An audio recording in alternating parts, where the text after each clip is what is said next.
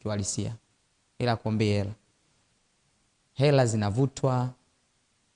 Sawa eh?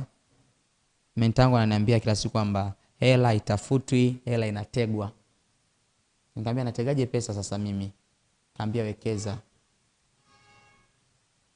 Na usiache kuwekeza. Kwa maana hela itakuwa inakutafuta kwenye kile ambacho unakifanya. Na pia hela ujue ina akili eh? Pesa ina nini? Ina akili. Wewe jipigie hesabu. Tangu leo kiasi ambacho unapata kwa kila siku, kwa mwezi, kwa nini kinaongezeka? Kinaongezeka kiongezeki? Utagundua kiongezeki kwa sababu umelimiti akili. Kilimiti akili yako kwenye fedha, fedha itakutafuta.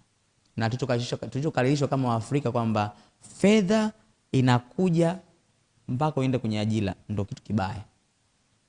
Na mimi nikasema Mungu nisaidie. Hii ajira